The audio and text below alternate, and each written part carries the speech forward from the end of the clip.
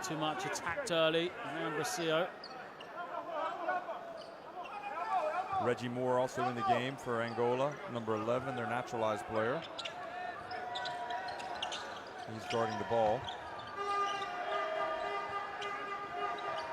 Benninger currently playing basketball, college basketball in America at Syracuse. And now, ball batted back outside. Uzo goes up and draws the foul. Boy, they're really challenging those shots at the rim, aren't they? Yeah, they're 16-9 on the glass right now in favor of Nigeria. That's something Angola's just got to stop for it to have any opportunity in this one. You know, Uzu, they forced him low shot clock to take a tough shot, take a tough one. Will they get it back? And the free throw is no good. So again, struggles here for Nigeria early on.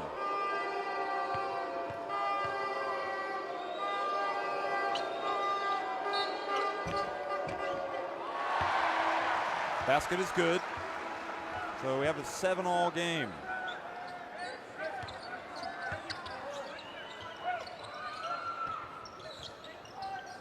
Indoniema left open for three. That's good. This is going to be a more up and down game than we saw yesterday in either of the semi-finals. Both these two teams like to run, like to get in the open floor when they get the chance.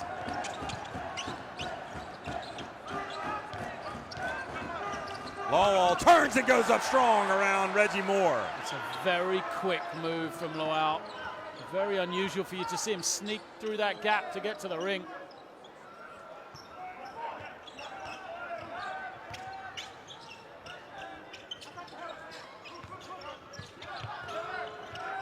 Indoniema's just hit one but misses, and Ogidi gets the rebound ahead of Reggie Moore. The numbers. Benninger left open. And Carlos Moraes taps it into the direction of Costa.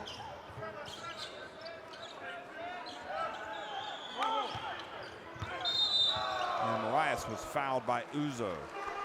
He drove to the basket. Uzo's playing without the goggles tonight. He took them off last night. He's got an eye condition which affects also his arm, which prevented him from playing basketball for a while. And he'd been wearing goggles pretty much for the entire tournament. He said the goggles didn't really bother him, but now he's taking them off.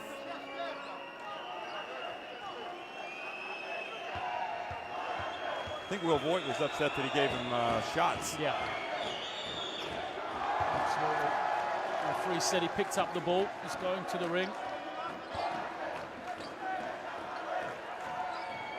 It's a closer start as we expected, really, isn't it? Into the end of the first quarter, nothing in it.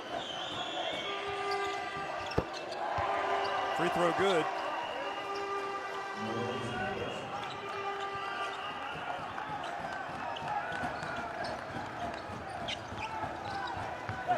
And Uzo just kind of lost his footing as he got into the lane.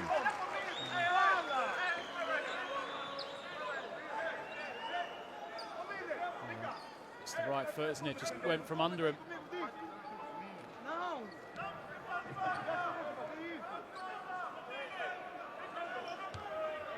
Some Nigerian coaching staff. Yep, they've got an assistant from Norway.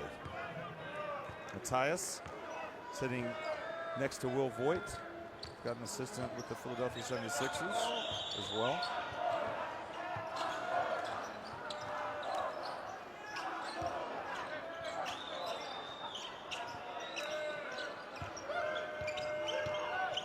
Ambrosio passes out to Costa, and Indoniema, that's a bad possession for Angola. Moncho Lopez has to be concerned. Just too passive for Angola. When they've been aggressive, when they've been confident, they've been good. You know, you think of the three from Indoniema. Might have been a bit early, but, you know, he just stepped up and took it. Same, I think, for Costa. I like him when he scores a little bit more than he looks to a lot of the time. I think it adds to his game. I think it makes it easier for him to find people and pass when he's got the threat of the shot. Foul down low.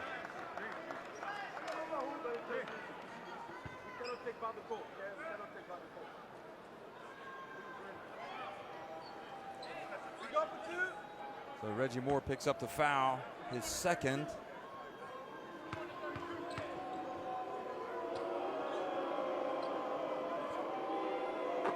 And see if this gets Ogidi into his shooting rhythm. Stanley Okoye's come in, number 10 for Nigeria. Remember, Nigeria went on that big roll a couple of years ago, got to the quarterfinals and lost. He only makes one of two. So they've avoided that slip, and here they are in the final. Get the ball back with Uzo now. Final 14 seconds of the first quarter. Ogidi puts up a little short jumper. Moore with the rebound. They've got to hurry. Costa pushes it up quickly. Over to Indonyema, back to Reggie Moore. Fouled, shooting the three-pointer, and that is a mistake, to put it mildly, from Shane Lawal.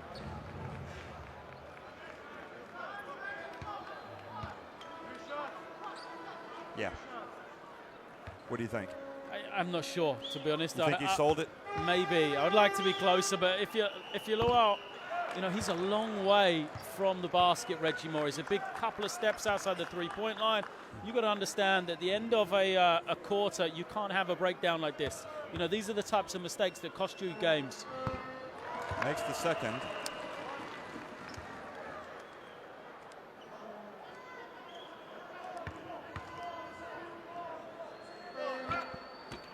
Just one of three for So Moore. missed opportunity for Moore. So it wasn't as bad as it could have been for Nigeria. They only trailed 13-10 at the end of one.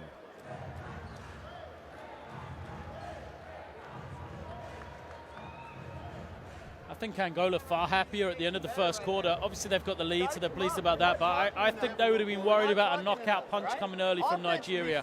You know, Nigeria really starting hot, really starting well against them. But they've really kind of held Nigeria. Angola have done a better job of almost setting the stall out to say, this is what we're going to do. This is what you have to beat. And Nigeria are asking questions of themselves, probably more so than Angola right now. Mike, stay aggressive with it, all right? We saw that graphic where Nigeria are really controlling the boards, now rebounding Angola 18-11. 9 offensive rebounds for Nigeria, yet they've only got 10 points.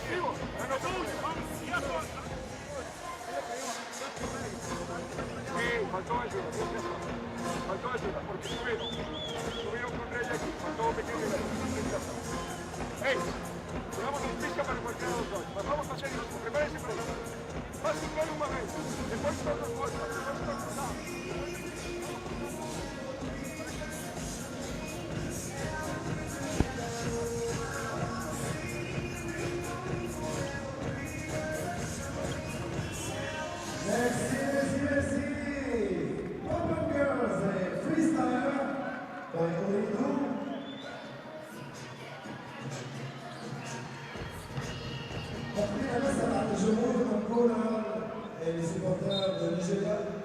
Oui, non, je montre Tunis.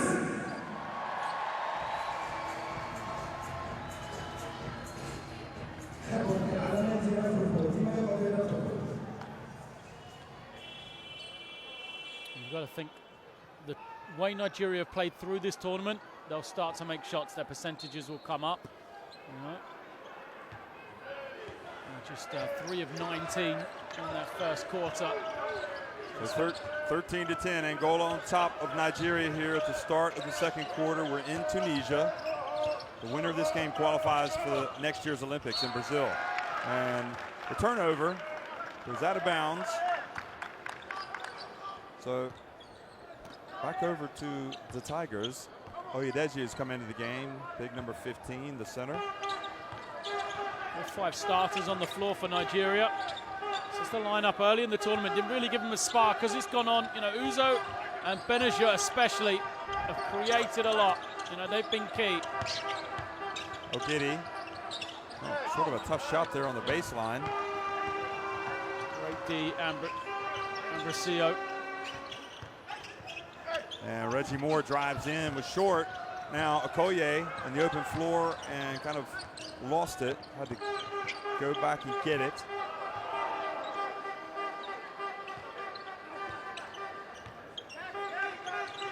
Benja makes the entry pass inside to Giddy. It's going to be 3 or more. Just wrapped the hands around the waist, I think. So tough start to this final, yep. Tough start to this final for Reggie Moore. And he's a versatile player for Angola. Can play inside, can play outside, posts up smaller guys, but can also hit the 3. Hasn't played at his best in this tournament. This will be interesting. Moreira on a Giddy. The Giddy will stretch him out. Sometimes I wonder about Moreira being able to guard the perimeter. Well, Benja just explodes down the lane and draws the foul. And that was an impressive move, how they just kind of spread the floor and let their youngster attack the rim. Angola will try to show away from the screen, force him into where there should be help, but Benja just blew past it. He's not afraid of attacking the ring, is he? We saw him get the dunk on Salah Mejri early in this tournament. Yeah, I thought he had more of a reputation as a jump shooter, Yeah. but I've been more impressed with his aggressive getting to the rim.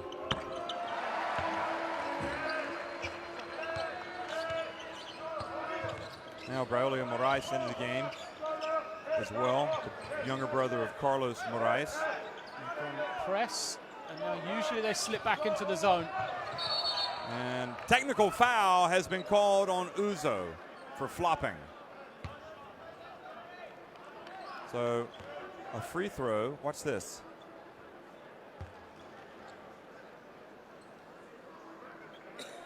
There's contact. He did go down easy though, didn't he? And with 2 fouls on him, that changes things for Nigeria. He came in really early, and it's his defense. It's the aggressive way he plays defense, which is the main weapon he has. And picking up those fouls, I don't know if he'll be able to do that now. And he's going to stay on Carlos Moraes.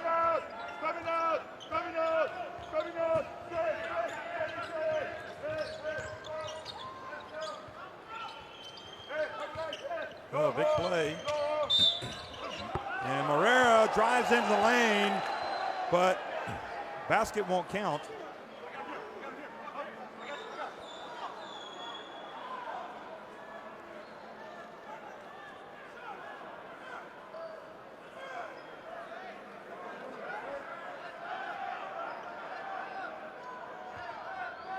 Let's have a look. I would have thought that was a shooting foul. Yeah, it looked like he'd picked the ball up. He was in the motion of going to the ring. It's called before. The referee from Côte d'Ivoire, Ngonson.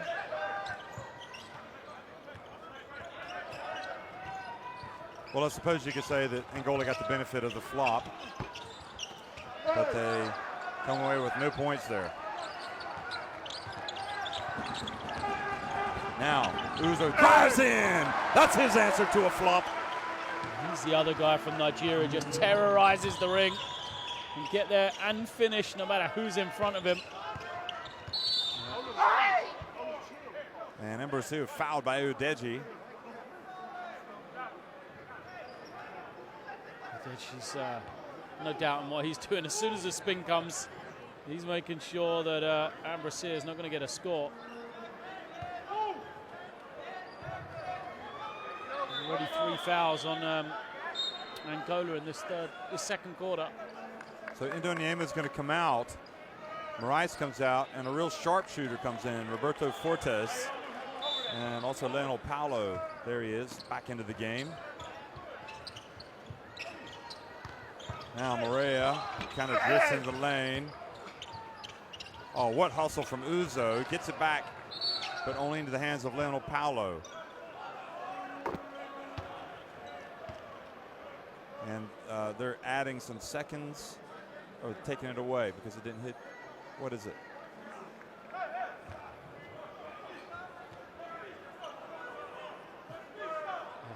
Should be 14 because they hit the ring. Right. And then. Saying 24 because of the possession? Oh yeah, because he had possession. Yeah, Uzo. exactly. Uzo got it in 2 hands and threw it back in. So it's 24 seconds. Possession went to Nigeria, and now it's gone back to Angola. That was interesting. Moncho Lopez wasn't arguing at all for that. Well, we're all knotted at 14. Rice, high arcing jump shot. And Morea knocks it out of bounds. Rice has got to find a way to get to the ring. You know, that's what he can do. He can create off the dribble, get all the way for finishes rather than stop short and pull up.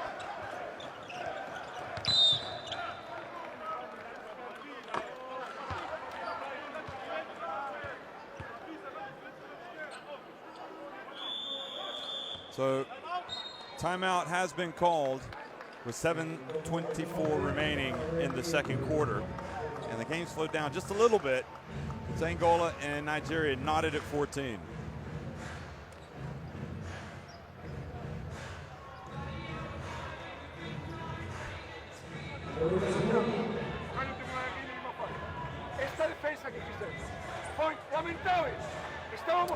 The defense for Nigeria has got better than the way it started in this game.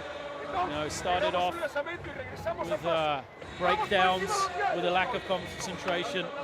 They've picked it up, and it's things like, you know, not allowing Braulio Moraes to get to the ring, force them to pull up off a dribble, make sure you rebound. That's where they made huge adjustments, and I think Coach Montero Lopez knows that. That's why he's getting frustrated with his players. You know, they're settling, whereas Nigeria now starting to get to the ring, aren't they? Offensively, they're starting to impose their style, their will on this game. Any nuggets out of the timeout, Jeff? Hey, execute right here. Yeah, no, it's just basically, do you want this? Was the question. That was essentially it. And if you want it, you better start showing it.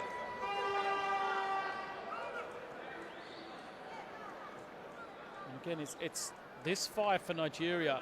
Early in the tournament, this bench five, I mean, every time they came on was the opportunity for teams to come back at Nigeria.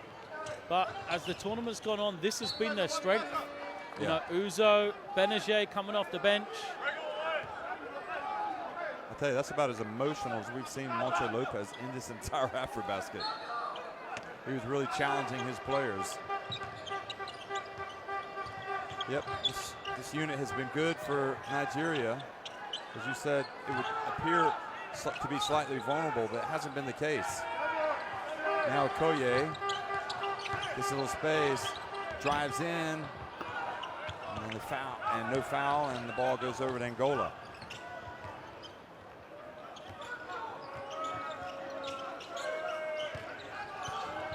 Now Mingus.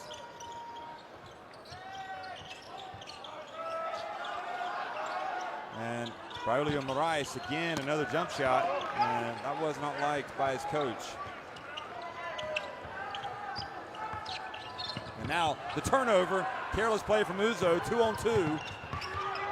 And Morea can barely get his hands on it. Now he's got it, and he tries to make the pass.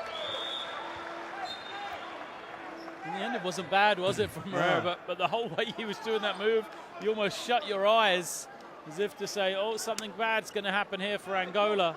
You know, he did try to find a really good look to the inside. It was just deflected. It wasn't a bad play at all from him.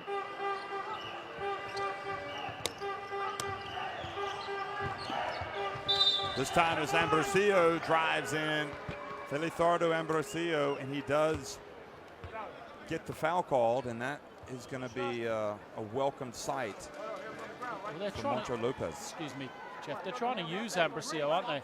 They've gone to him a lot in that low block. Hasn't really come up with too much so far.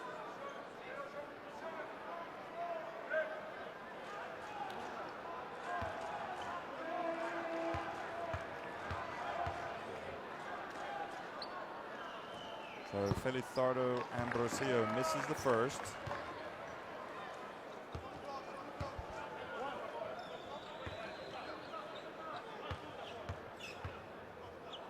Has yet to score. And two missed free throws, and now Angola. They're struggling a little bit. 4 of 8 at the line.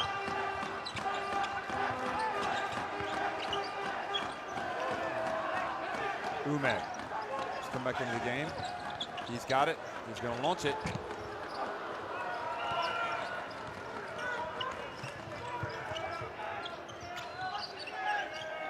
Now Maria turns, gets in the lane, and puts it up. And that's much better for Angola. Yeah, it's a very impressive low post move for him. He doesn't really have a great back to the basket game at this moment in time. But good recognition. He had the mismatch on Benajay and just turned and shot over the top of him. First field goal for Angola in that quarter, in this quarter. Champaguchi hands it off the low wall, and that's an unsportsmanlike foul on Lionel Paulo. So Nigeria are going to run out to see their center. Watch this. It's going to be okay. Yeah, he'll be all right, but it was definitely a foul. And Will Boy got the foul called. He got the unsportsmanlike. Second on Paulo, is it? Yeah.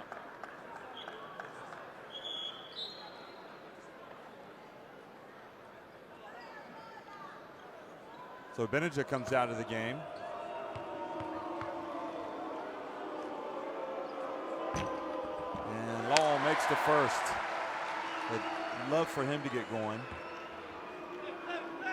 He's a guy you cheer for, isn't he, really? Yeah. Just the way he plays, you can't help but like the character that he shows, the charisma, but more than anything, he just works hard.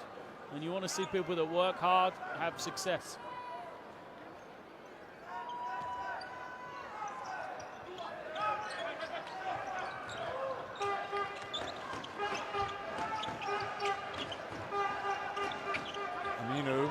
Alade Aminu, rather, the long jump shot. And now Fortes on a 1-on-2 break. Is he going to go all the way? He's going to bank. He's going to put it off. And now Felizardo and Brosillo fouls Lowell. It's going to be two shots at the other end.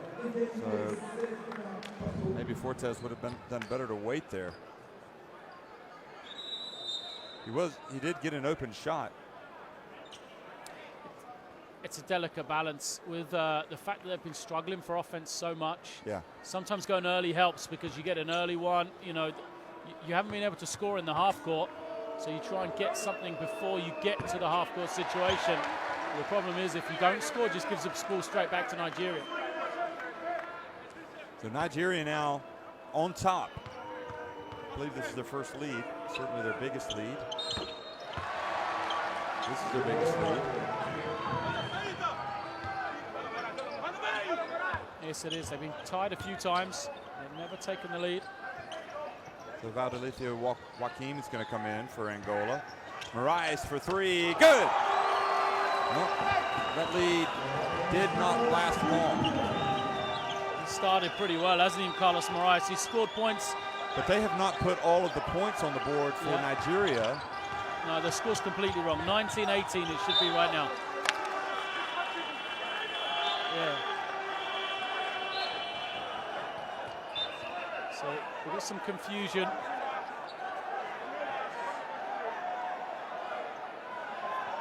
So the Nigerian bench right now is trying to get their points put up on the board. But Angola's basket hasn't been put on the board either. So here we go again. We've had a couple of issues in this tournament. So they went to they went up 18-16, and then Moraes, there you go, that's it. Yeah, 19-18. So now it needs to be 19-18.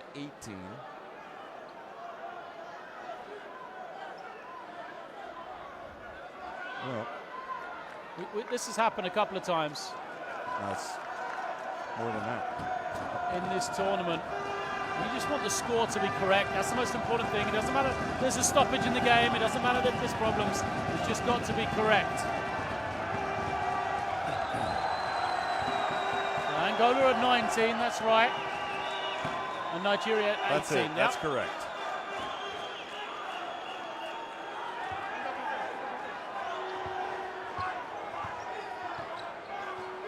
So that was a big three-pointer from Rice, although the coach is trying to get him to attack the rim more. Well, Joaquim in number 10 hasn't played a lot, but he's a very offensive-minded big for Angola. Here he is. It's going to be cool for the 3 seconds. You know, he'll get shots up. He can shoot mid-range. He can finish around the post. You know, when he comes in, he's trying to score. That's kind of his role, to give them a scoring punch on the inside.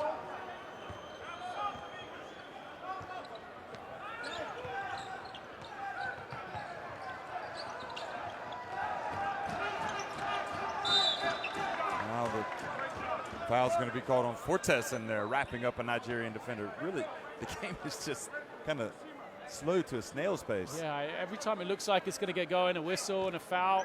And the referees are doing a good job. They are fouls. But you know, obviously it means so much to these players. They don't want to give up an opening. So Al-Farouq Aminu back in the game. It's been quiet though. Just his second point. He's been on the bench. 3 rebounds, 0 assists. He's been on the bench for a long stretch here. Yeah, he's only played 8 minutes.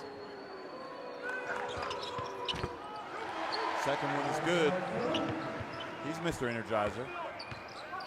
See if he can get it going for Nigeria. Moves his feet. It's in front. Now, Valdelicio Joaquim.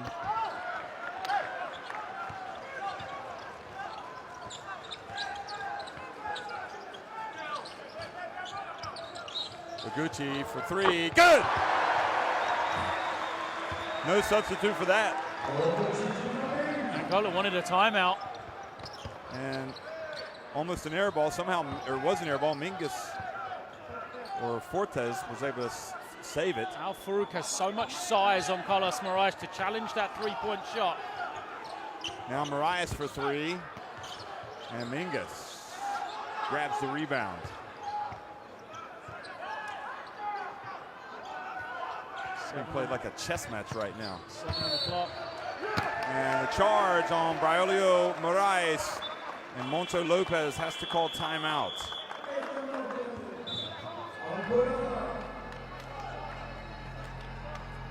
So, the confidence now growing with Nigeria. You can see right there the expression from Shane Lowell. What's he saying? Feed me? But Champaguchi, he just has that element to his game. He just can't be given any space whatsoever. As I said early on, you know, if you're guarding Champaguchi, the most important thing is he doesn't take any threes. You can let him get to the ring, you can let him penetrate. He'll finish, but you know, it's a lower percentage almost finishing at the ring than it is hitting threes. Well, it's a woeful effort shooting-wise for Angola here this quarter. You just saw 1 for 10. And both teams are really struggling with the shooting in this game so far.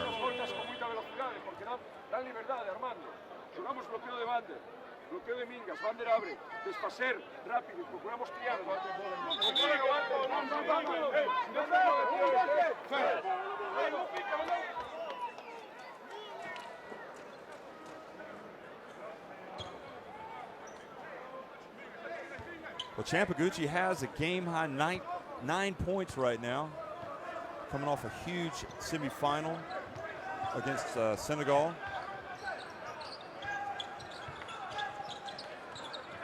And turnover. Now Moraes goes in. Great follow.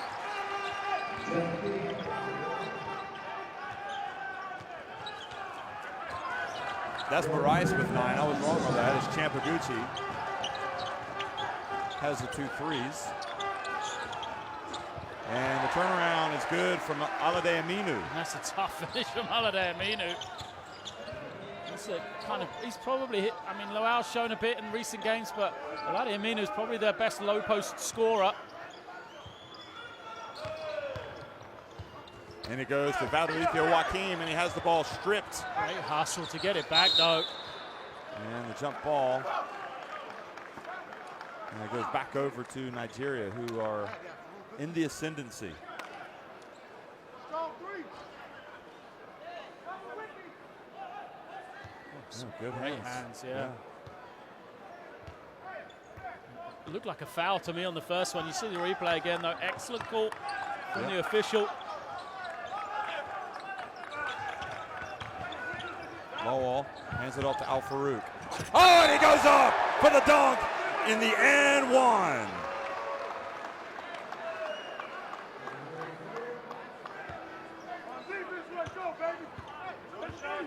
Well, now Al Farouk emerges. I mean, look at this. 2 Angolan defenders knock into each other. Al Farouk just explodes to the ring. And the opportunity he's been given. And here he comes to life now. Takes him to 6. And Nigeria up by 7. We saw him get up on top of Senegal, but they weren't able to put him away. And we'll see how they can stamp their authority on this game, or are we going to see Angola wake up here? Rice, another 3, nope. And Valdelicio Joaquim kept it alive, but couldn't corral it.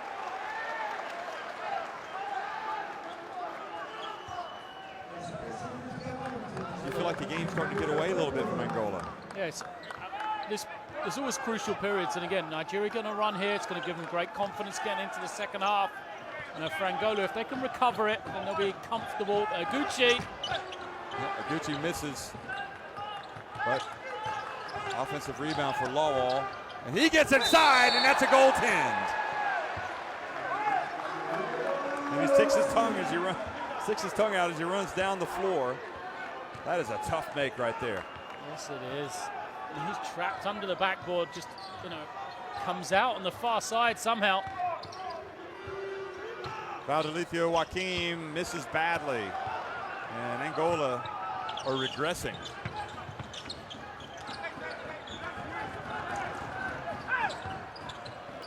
And the foul, and the and one. Another drive to the basket. And another free throw coming from Michael Ume. And this last minute can't go quickly enough for Angola right now. They just need the half to end. The fans here beside us are stunned.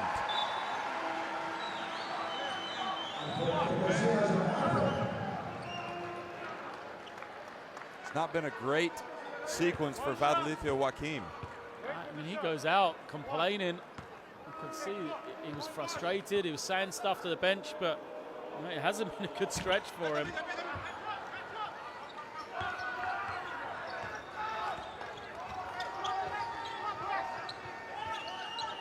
Well, in the final minute of the first half, and Nigeria going on a run here, and Angola need to stop the bleeding. Fortes hits a big 3. That's a huge basket right there. Now Angola need a stop and a score to really just get some confidence into the second half, and instead they get a foul. And Aguchi's going to go to the line.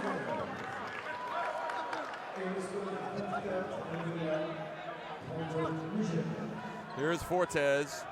That's a deep 3, but then he commits the foul at the other end.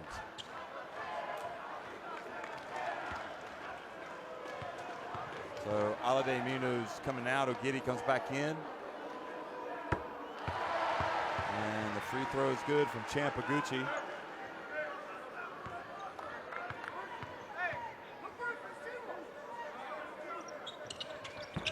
Makes both. Now he's got 8 points, and it's back to a 10-point lead. Well, Nigeria could end up getting it back as well, depending on how quickly they shoot it. Yep, they put it up and misses badly. And then Costa barrels in to Aguchi and puts him on the free throw line once more. There's nothing working for Angola. Every little thing, whack him on the left there. He came in.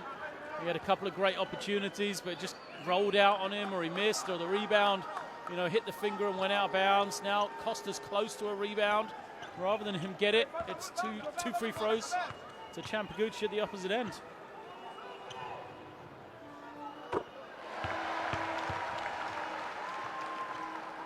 You want to hustle, but you have to be smart, don't you? It's a thin line. So Aguchi misses, but another opportunity. And no, a foul has been called on Ambrosio. Wasn't that he was getting into the lane early. So he's fouled Lawal. And now Lawal goes to the line with Nigeria up by 11.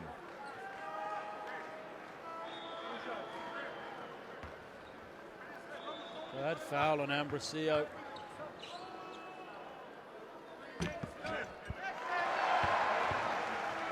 Decent job at the line, Nigeria. They've shot 21 free throws in this first half. Angola only shot 8. And the difference is Angola 4 of 8, Nigeria 16 for 21, 17 points from the line. And now Lowell has a game-high 10 points. Had that great drive. Well, Angola want to get something here before the end. And Ambrosio just turns it over. And the long one, oh, it was the right distance, just a little bit to the left. But Nigeria will take that as Shane Lowell waves his teammates on. Let's go. Let's go talk about it, guys. Let's go get a drink. We're leading at 37-24. I mean, the bodyguard language going out of the arena. The Nigerians all run off. They're hyped up. They're cheering. The Angolans slowly trudge their way to the locker room at halftime. It is not a pretty picture. The main stats you want to look at there is the score, but obviously the rebounds, the free throws now. Nigeria is 17 of 22 at the free throw line, so that's become a big factor in this game. Angola just 4 of 8. So the defending champions in trouble, and Nigeria a little bit closer, not only to their first AfroBasket title, but automatic qualification for the Olympics.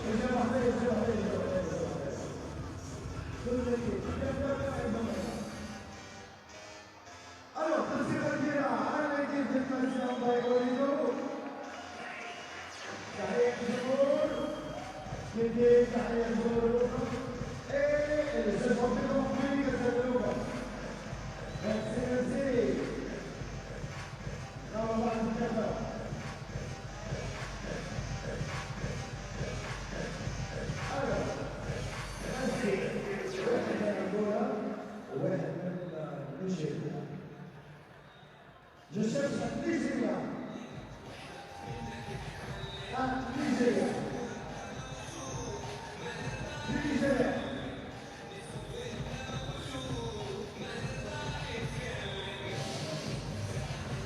La Nigeria.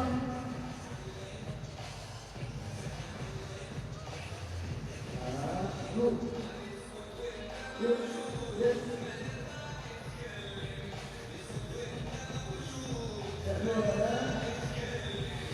And maybe one from Angola. One from Angola.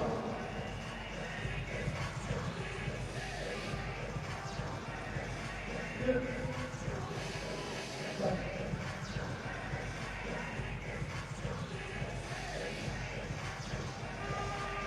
One from Angola.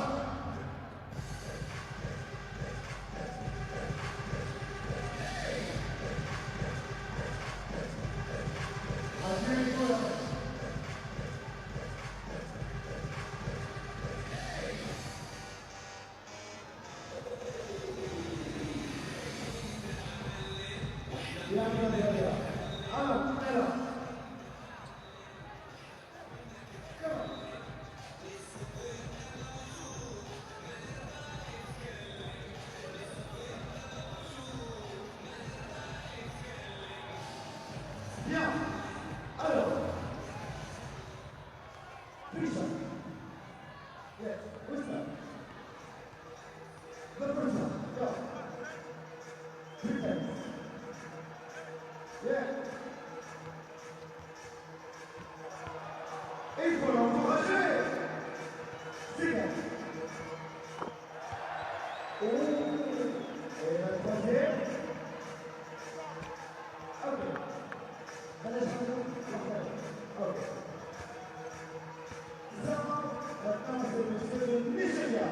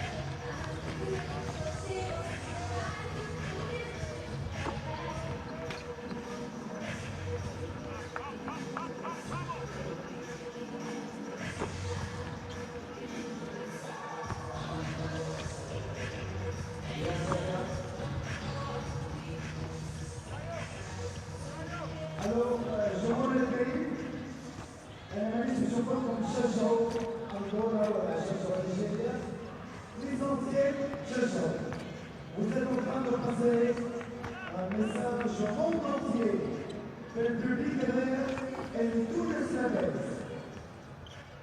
Donc, حاولوا نتعطي في برشا تشجيع وشويتي l'équipe اللي يحبوا عليها l'essentiel لازمكم تشجعوا.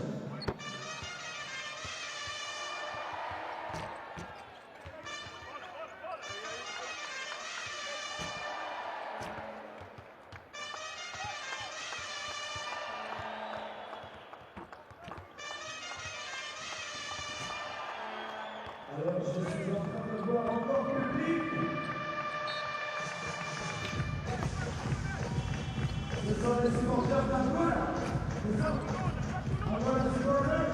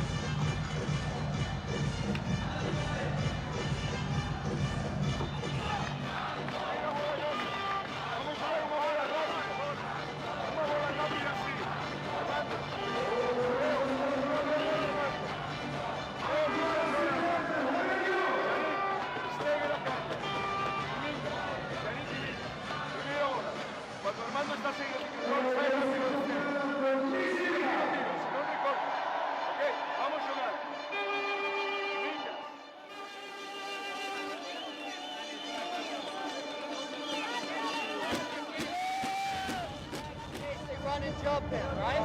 Just get that's after the makes. Just keep an eye out for that, okay? Their ball coming out, solid D.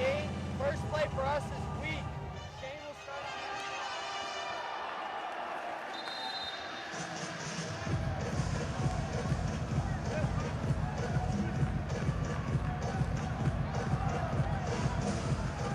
Bien.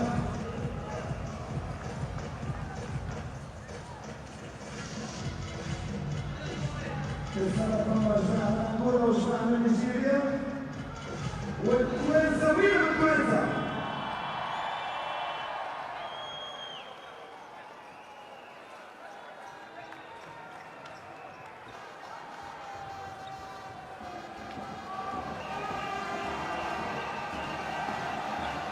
37-24, the lead for Nigeria over Angola. It's gone horribly wrong so far here in the final of AfroBasket 2015 for Angola, but they've still got 20 minutes to turn this thing around as they go for a 12th title in this competition in the past 14 editions. Costa puts up a three, and a strong rebound from Alade Aminu. Good start from Angola. Will give them confidence. It will mean that they've got plenty of time to get back into this game. So often we've seen teams trailing. They could come out, play well at the start of the third. It makes it a completely different game very quickly. Lawal gets inside, has it taken away by Lionel Paulo. Angola need points, and they need them now. Lionel Paulo thinks about going straight at Aguchi, passes it back outside to Marias. Ends up taking a short jump shot.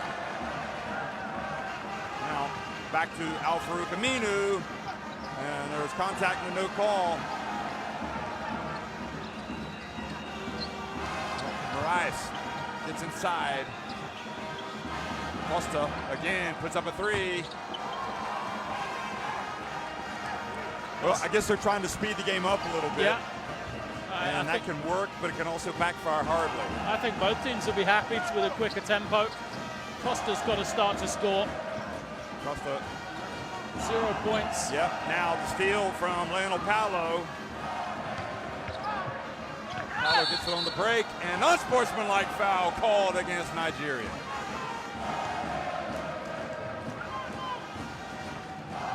And that's going to help. They get the shots plus possession as well. As you said, the start of a third quarter, if you're trailing, you can really come out at the start of the third quarter. You know, get that momentum, get yourselves back in the game. You're on one little spurt there.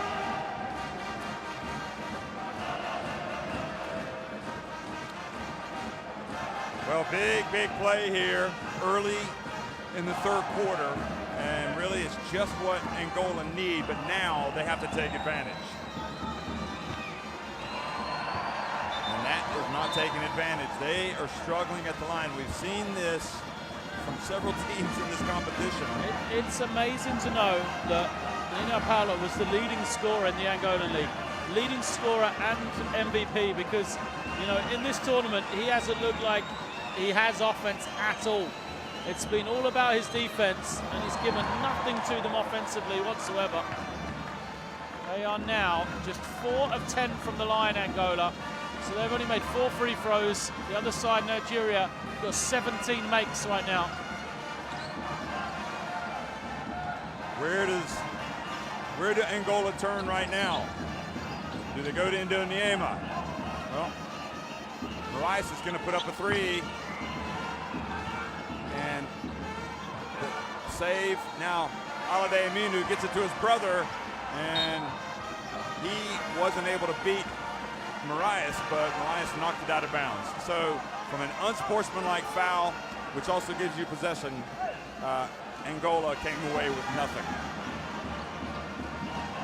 And that's kind of summed up the game for Angola, hasn't it? You know, great opportunity. They're right there, but they just haven't been able to take it. Al Farouk gets it over to Alade Aminu. Ume over to Aguti. He hands it off to Alade Aminu, and Alade Aminu puts it up and in. And the Tigers stretch their lead to 15.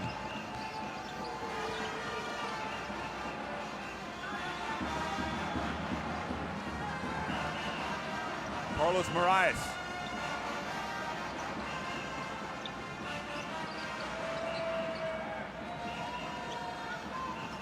Now Mingus with 4 on the shot clock. 3. Paolo. Boy, that was a brick. Angola going to burn an early timeout here as well. And the pass almost eluded. He wasn't able to save it inbounds. Al Farouk. And timeout. And Michael Umek as well is getting up slowly.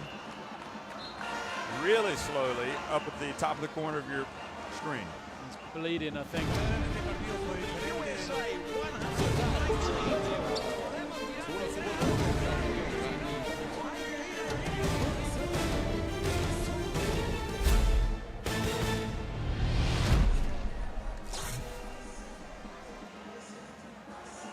So Michael Umek was down on his chest because he was looking for his contact lens. I thought he was bleeding because they were pointing to his head. Oh, maybe there's blood coming out, but no. There it is, put it in his lens. Full marks to him to be able to find it. I guess these guys show up with a couple of pair of those, don't they? Yeah, yeah. So there he is. Now he's looking.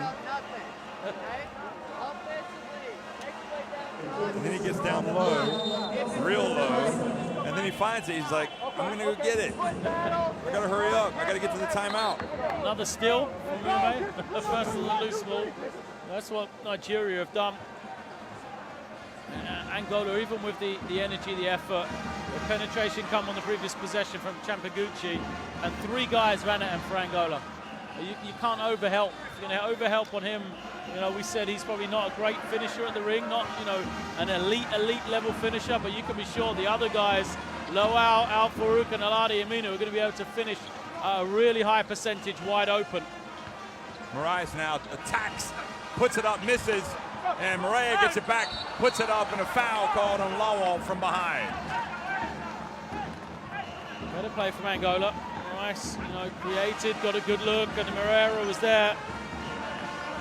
There you see challenging, and there he is from behind.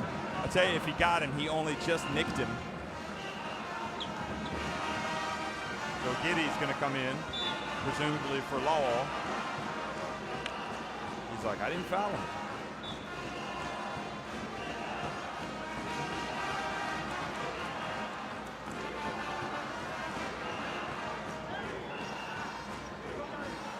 Lowell has added some scoring, hasn't he, last couple of games? It's double figures, both games, 12 today. He's actually the leading scorer for Nigeria right now.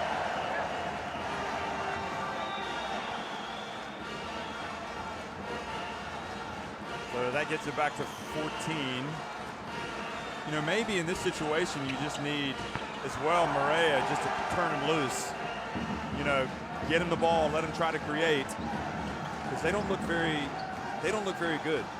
So they're going to change the defense. See if this can, you know, adjust for them, do something. 2-3 zone. Got to know where Aguchi is though.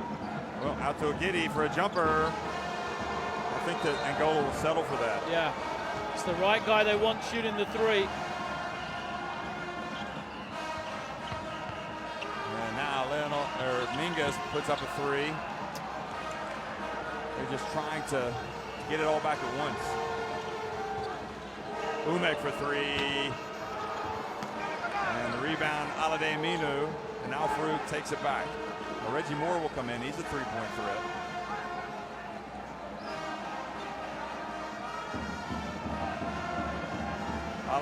Al Farouk. Oh, nobody boxed out Umek. He was blocked from behind. Paolo did well to recover, but he was the guy that fell asleep. He's going to go out, and the Nima, so the more offensive-minded team for Angola now, with more on the floor, and then the Nima up. They know they just need to get the offense moving.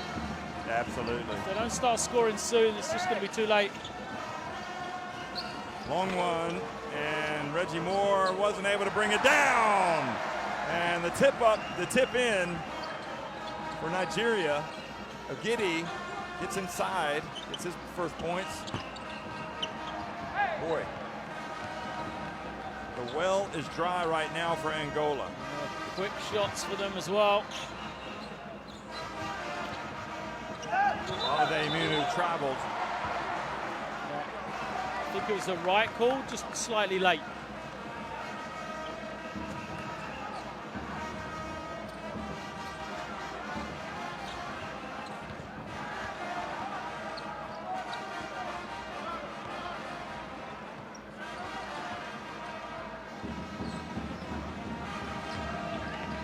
Inside it goes, Moraes. See if that sparks him to life. He started to curl off that screen. Twice he's got that same shot. The first time, defender challenged better than that one. That's why he missed, but Moreira there to put it in. This time, it was wide open. And we know Nigeria did have those struggles against the zone of Senegal. Really, it was Champaguchi coming to life in the second half was the only thing they could get going against it. Aguchi along the baseline. Aguchi from the corner. And they live to tell the tale now. 3-on-2. Rice gets it over to Indoniema. Steps over, puts up a three. Count it! And just like that, it's back to a 10-point game. Conan fans are celebrating, but still a long way to go in this one. Positive for Angola, not only to 10, but they've started to hit the bottom of the net, and one shot can give you that confidence.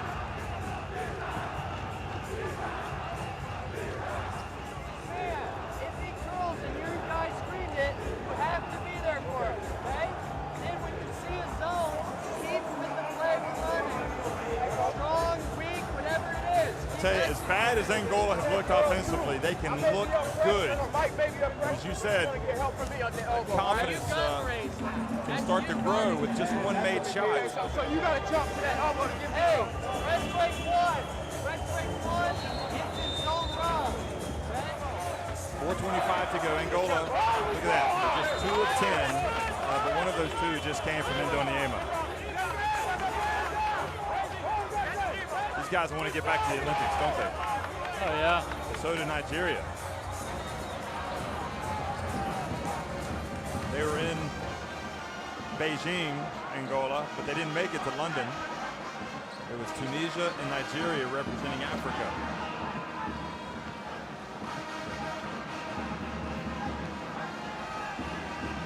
The zone has helped. They've got to know where Aguchi is, though. Now they've put Benadja, but he turns it over. Another chance to run. Oh, this went right through the hands of Benadja.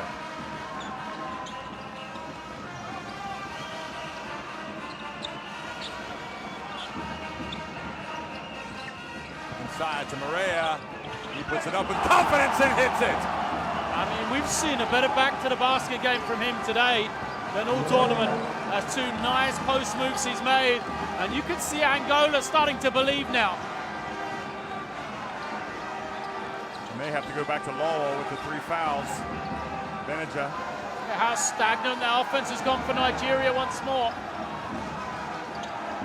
Now Giddy for 3. Good! Finally hits one. Well, Agidi is out on the floor to do exactly that, stretch the defense. He hasn't been able to do it, but all will be forgotten if he can make that a couple more times.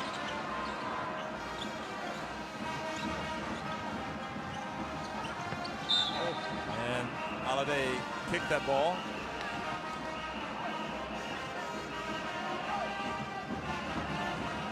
Well, they've dug themselves a hole. It's not going to be easy for Angola. But again, the aim right now has just got to be single digits going into the 4th.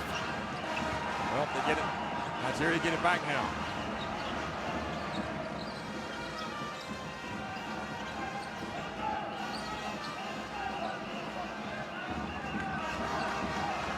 The clock is ticking on both of these teams. We're in the title game of the AfroBasket. Benadja, everybody's standing around, you're right. And they settle for a tough shot. And Costa just takes it right away from Ogidi. And Uzo tries to reach in and take it away, and the ball goes off of Moore. Boy, that was an interesting sequence. Yeah. Again, Angola just can't get, a rhythm, a period of play, rather than just, a couple of scores here and there. They can't get minutes together. Oguchi for 3, and he's fouled shooting the 3 by Indoniema. Yeah, it just didn't give him the space to come down. Well, that's what a great shooter does. He draws the foul.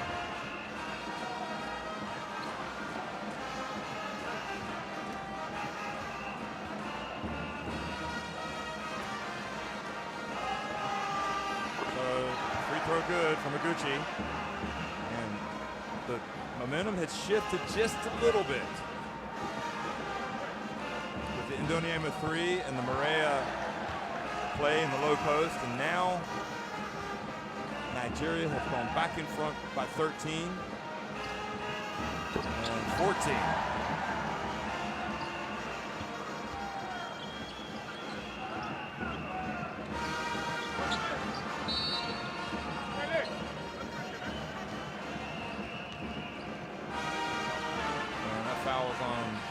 Aminu.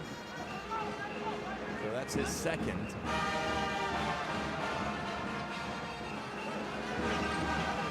So Braulio Moraes, he's going to provide some inspiration now. Carlos Moraes drives in, gets it right where he wants to be, lays it up over the rim and just misses it.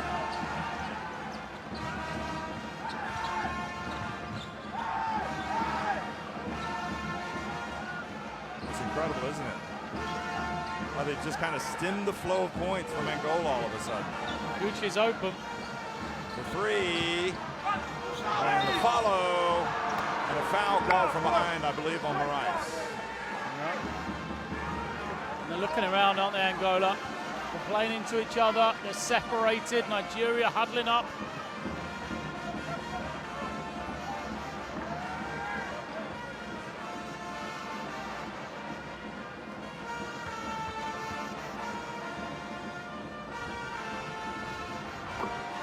Well, they are really just looking comfortable almost. Started to get shaky.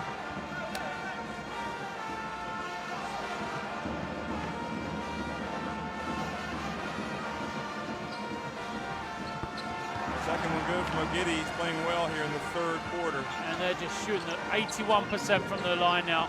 22 of 27. Winner of this game wins the title of the AfroBasket and qualifies for the Olympics. So the stakes are major. 7 on the shot clock. And the reach, the steal, I think it was Benninger that kind of got in there and took it away. No, it was Ogidi that did, and now Ogidi puts up a 3.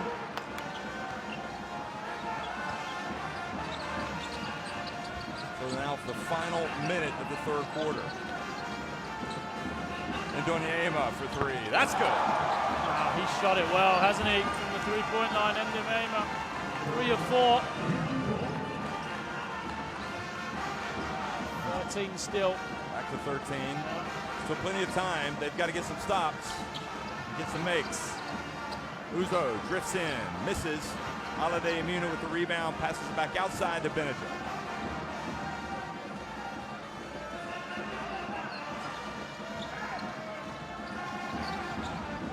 Uzo with 2 on the shot clock. And he gets it off just in time. Now Angola, will they wait for one or will they hurry up? Carlos Moraes just lost it.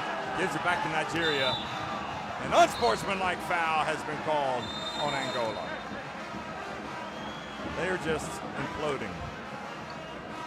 Yeah, they're falling apart, aren't they? These are the times where you've got to pull together as a 5. You know one person's going to get you back into the game.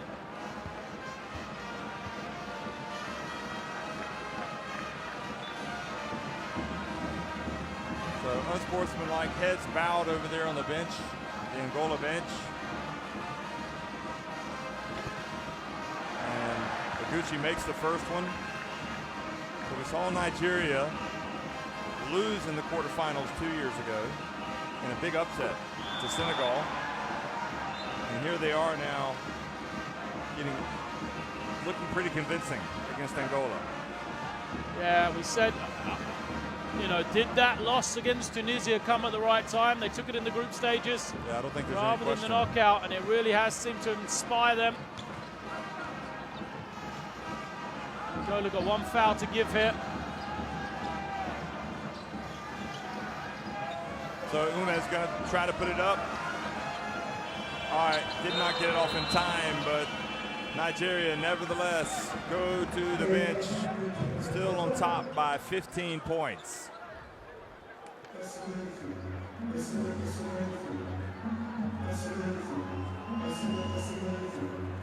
We talked to Angola, wanted to have a real good shot at the start of that third quarter, see if they could get themselves back into the game. But Nigeria have just responded. They took the quarter 14 to 12. And, the difference. Look at the rebounding on the previous slide as well, the free throws. 83%, 24 for 29 for Nigeria, just 6 of 12 for Angola.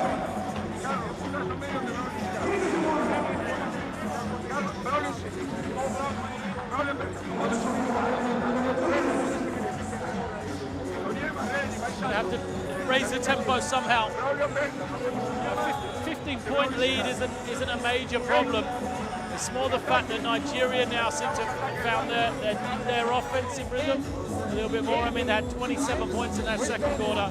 Even in that one, where they had big struggles against the zone for periods of time, they still scored 14 points. Come out flat. That puts us in the zone rub.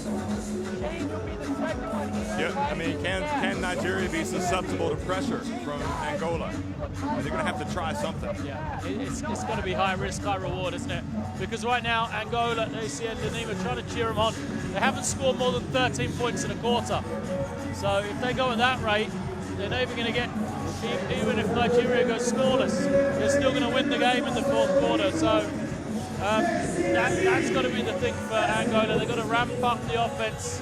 They've got to try and find a way of scoring the points.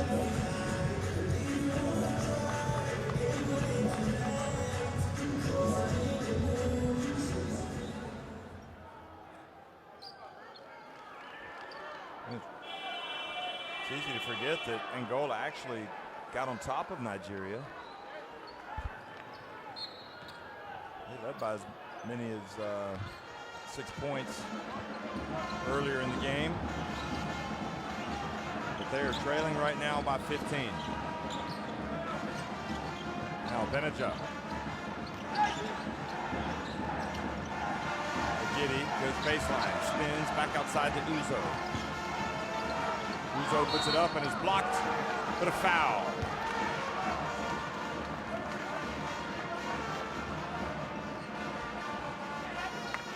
Well, the long faces there in the crowd of the Angolans. They've traveled a long way from the bottom of Africa up to the north.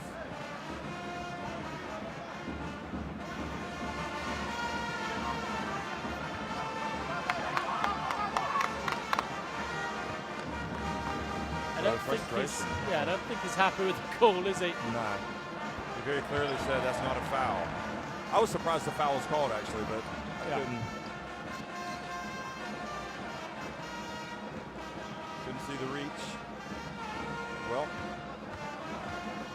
the lead is ballooned to 16. That's as big as it's been all game, and now they have their biggest lead of the game, 17 points.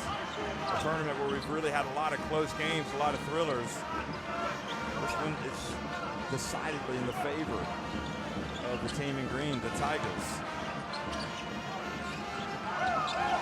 Elio Moraes puts up a jumper. Good! It's a three. He needed to hit it because he looked off Ndanima. He's going to try and pick up now. Right up the floor.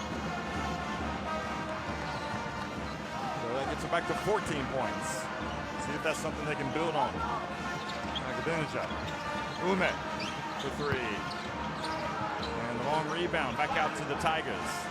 Now Benija for three. Good! Well, he has been quiet in this final. 5 points now. We've been playing better and better as this tournament has gone on.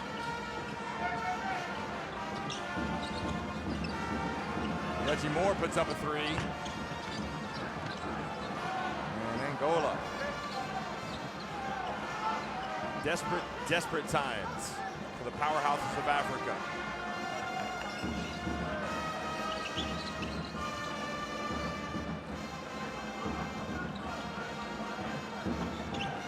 Ball thinks about it. He does. He puts it up. Puts up an air ball. They'll hear about that if they win. He'll get ribbed by his teammates. So timeout on the floor. 8:18 remaining. And again, the latest three, Benija to fall for Nigeria. And that gets everybody up off their feet. It's even more impressive this Nigeria team has been winning. When you consider Ike Diogu, you would have said, well, he's probably their best player or one of their top 2 or 3 players coming into this tournament. And he hasn't played because of the sprained ankle. Yeah, I mean, Diogo's the leading scorer from 2013 in the whole tournament, not just on the Nigerian team. He was unstoppable during periods in Cote d'Ivoire. So like you said, without him, he changes so much for their balance and their rotation. Look at that domination on the glass. I mean, 48-27 in favor of Nigeria. I remember at the start of the game, I said, you know, what Angola do really that goes unnoticed is the way their bigs can control the boards, even though they're perhaps undersized, and they can switch out on the perimeter. Well, actually, they haven't been able to do that through this game. You know, they haven't controlled the boards. They've fouled on perimeter penetration as well, and that's why Nigeria have shot so many free throws. That's why there's such discrepancy. I mean, it's 21 offensive rebounds for Nigeria. They have more offensive rebounds than Angola have defensive rebounds.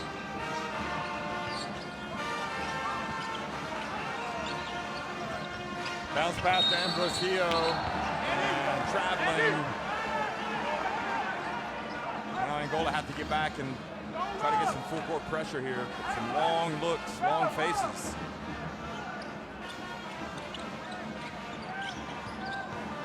Uzo. Well, can they beat the pressure? Yes, they can.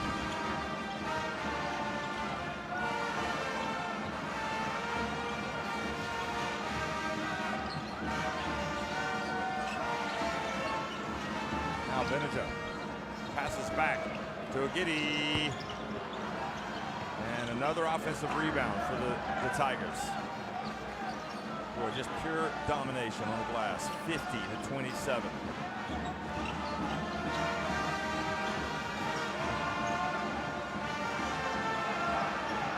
And they get a shot clock violation. They forget about the shot clock. Just passing it around.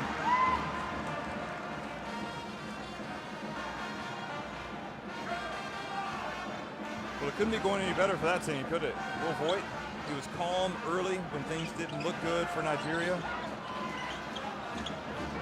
Rice puts up a three, short.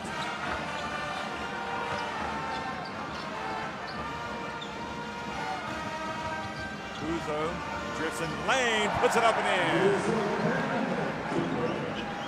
19 points now the lead for Nigeria. You just cannot see where this spark's going to come from Angola.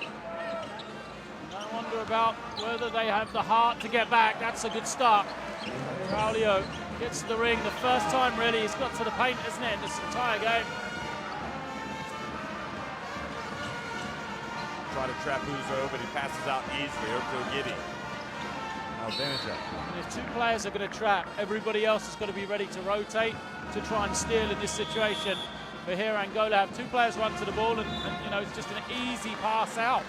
All you're doing then is allowing an easy pass out and the others to play 4 attackers against your remaining 3 defenders.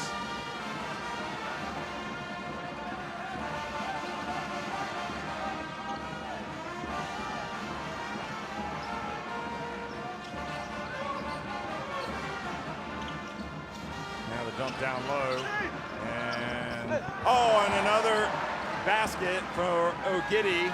He's got 10 now, so he's in double figures. Terrific second half for him.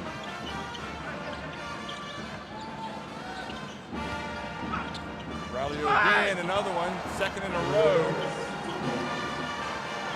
But they've got to get some stops and some rebounds. The trouble whenever they do get a stop, Nigeria hit the offensive glass. It's more likely they get an offensive rebound than Angola get the defensive one.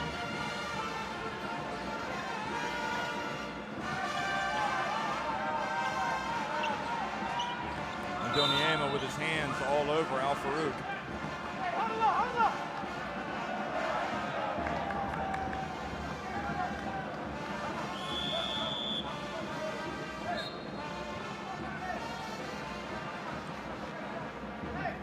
So Uzo comes out, Aguchi comes in.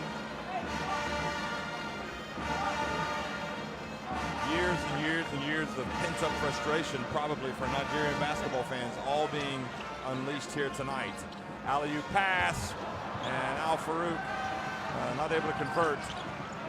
Costa over to Indoniema for 3. And Al Farouk hustles down to get the rebound.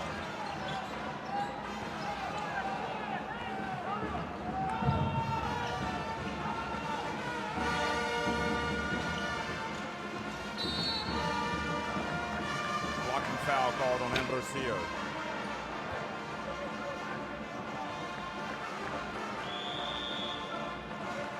Well, were they ready to play tonight?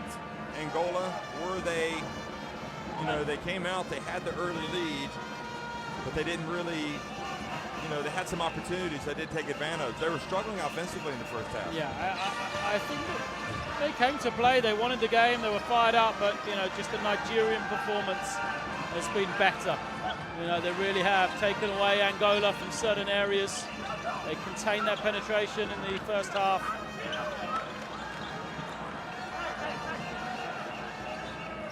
Well, they find Costa open for 3. And Costa's not knocking down any jumpers these days.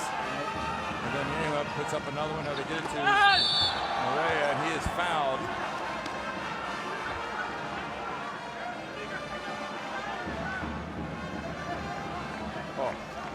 was a pretty physical foul, wasn't it? I was also watching the Angolan players, arguing, and you've seen this a lot through the tournament. They're just frustrated. They think their teammates should be elsewhere, and they tell them that, oh, you should have moved over here, and the teammate argues back, and no, I shouldn't be over here, I'm supposed to be doing this, and it's just a lot of miscommunication, a lot of guys just not being on the same page. Second free throw good, gets it back to 16 points. Well, we've been saying it all game, but now there's absolutely no margin for error. I mean, Angola have got to make their move. The problem is this Nigerian team has been so good from the line. It's got so many weapons. It's playing with, Champaguchi fresh. He's only just come back onto the floor. And if you help or double team, leave him open, then we know he can knock it down.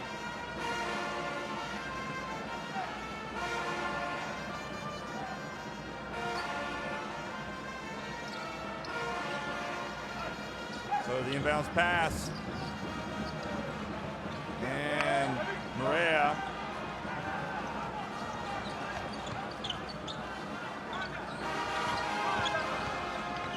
Now, and the shot made by Maria that gets it back to 14 points.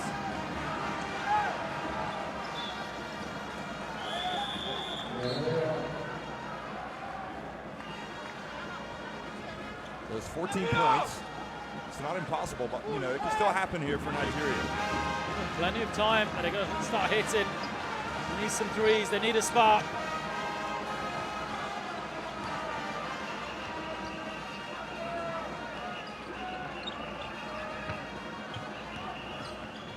Ball hit out of bounds.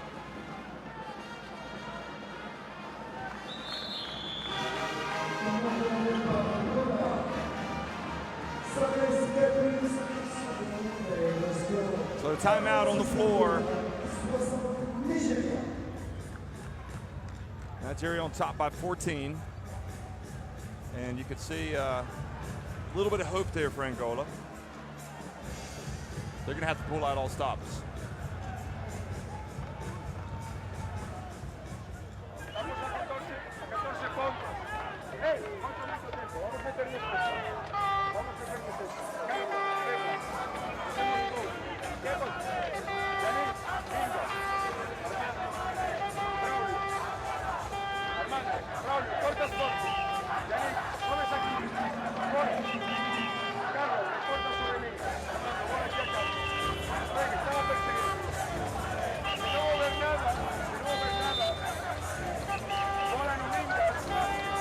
Moncho Lopez trying to draw up a play here.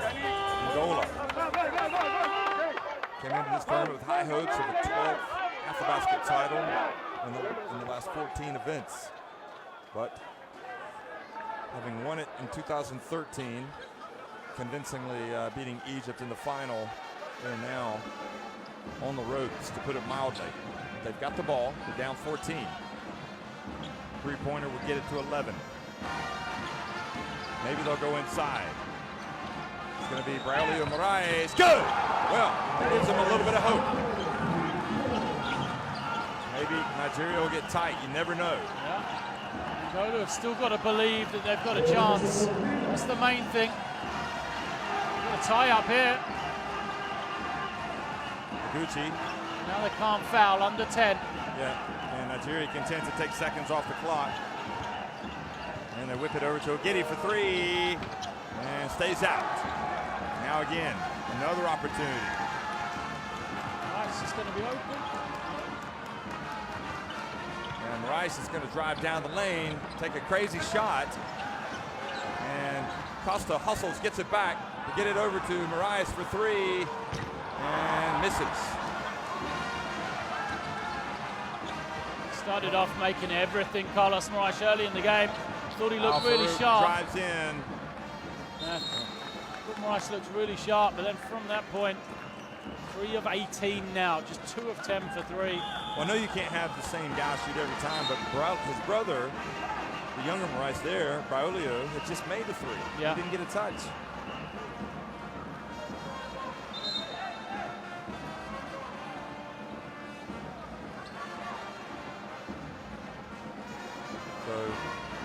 foul shooting night for the Angolans. Alade Amino out of the game. Free throw shooting tonight. Nigeria has been extremely good. Used a little bit of rim and backboard that time.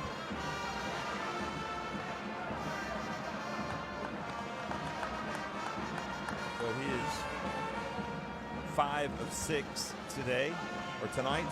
Al Farouk. 27 for 33 now for the teams. Just tremendous shooting from Nigeria. And a tournament where we've seen a lot of bad foul shooting. It's given them just a substantial advantage in this game.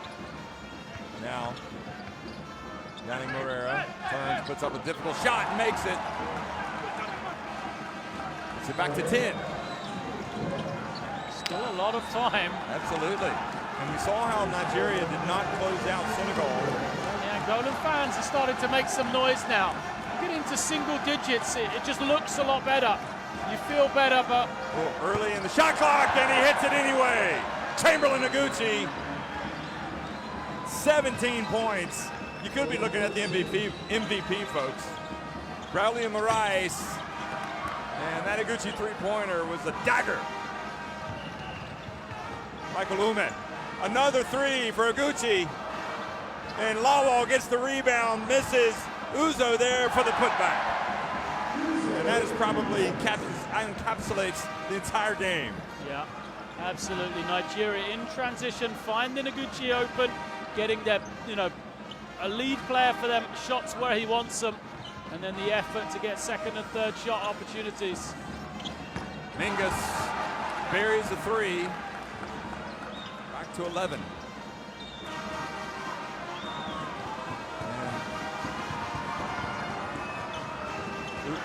Noguchi drives up, draws the foul at the line. Remember when he had that 30-point earlier in the tournament? I can't remember who it was against. The coach took him out, and afterwards Noguchi said, I wish he'd left me in. I wanted to go for 45. I mean, he doesn't look to be slowing down in this one either, does he? Even though they're up, he can run time. Twice he's taken quick shots. Well, he didn't play 2 years ago, did he? They missed him. Yeah. And obviously having seen him play this summer, he had probably 3 excellent games and really came to play in crunch time here. Now, he makes one of 2, Carlos Moraes, and it's blocked by Al Farouk at the rim and draws the foul, so he goes to the line. Al Farouk doesn't want to give away anything, does he? That's how competitive he is.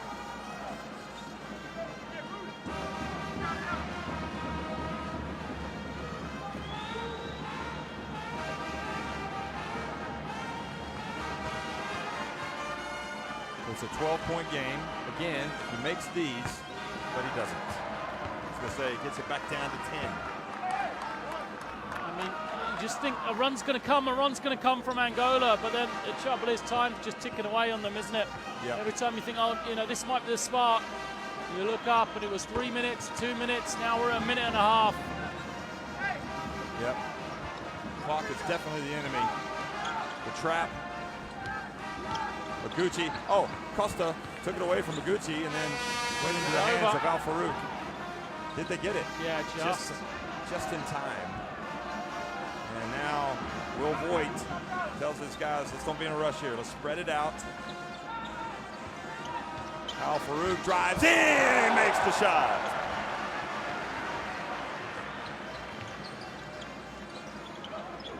Braulio Moraes off the back of the rim. And now inside the final minute. And Nigeria up by 13. They are looking like they're going to be AfroBasket champions for the first time in their history, which is quite amazing when you think about it. Yeah. I mean, that's just a tremendous one-on-one move. Al Farouk, inside-outside dribble, and he just glides past Moreira to the other two. And obviously, 3 years ago, we were in Caracas where Nigeria had to go after getting the bronze in 2011. And They made a lot of noise there by clinching an Olympic qualifying place and playing in London. This time, if they win this game, which it looks like they probably will, they will go ahead and punch their ticket. They won't have to go to the qualifying tournament. And who's going to want to play? Well, everybody's going to want to play, aren't they, for Nigeria? Yeah. Oh, you made the Olympics? Can I play? Yeah, absolutely. So now you have a different set of circumstances. No guarantees for these guys, but I'll tell you what, it would be hard not to take them. Timeout, 44.7 seconds to go. Lloyd, even though this hasn't been as close as we expected, it's been a fantastic AfroBasket once again. No shortage of drama, a lot of great plays, great players, a little bit of controversy here and there, that's what you'd expect, a little bit of unpredictable. What I think we've seen over these knockout games is some very, very high-level defense.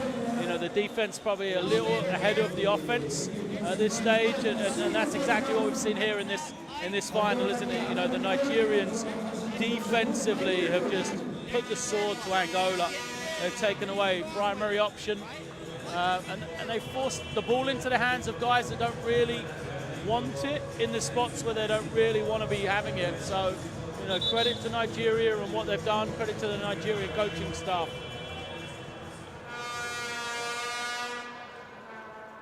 Remember, Angola almost didn't make it this far. They almost got beat by the Central African Republic in the round of 16. They only won that game at the very end, and that would have been a colossal upset. So it's not like, you know, storm clouds have not been brewing for Angola. They have certainly been over them. We just thought maybe they had cleared and they were going to be out to play in a big game tonight at their best. But it has not turned out to be the case. But full marks, full credit to Nigeria for coming out and dominating.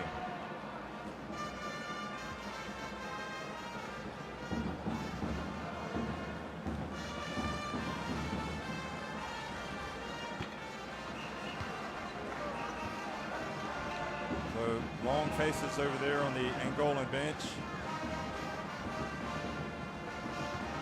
This will mean that once again, they are going to have to go the hard route to one of the three Olympic qualifying tournaments to try to get to Rio, and those are not easy to win. Mingus, three-pointer is good. Gets it back to 10.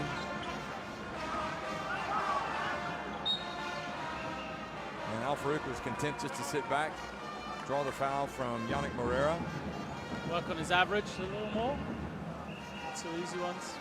Well, what will Angola do now? Let's see. I don't want to write them off too quickly here, but it does seem a huge task for Angola. I'm guessing that Will Voigt, if Nigeria going on to win this thing, he'll be the coach for the Olympics. I don't know. That would seem to be a surprise if he wasn't. And what's going to happen with Moncho Lopez as well with Angola? All these factors. Look at Al Farouk Amino, his numbers. And now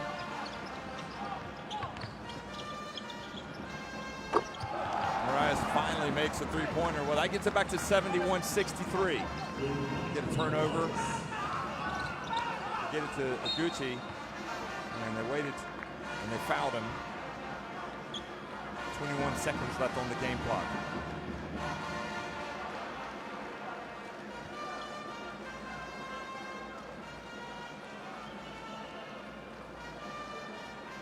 It's going to be a quiet bus back to the team hotel for Angola. So Champ Aguchi, a member of the Olympic team 3 years ago, he's got 18 points.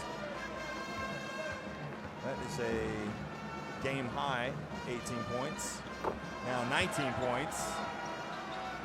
I'd probably pick him for the best player. And nice drive from Costa. 15 seconds left, another foul called on Carlos Moraes. So they're getting to the finish line slowly but surely.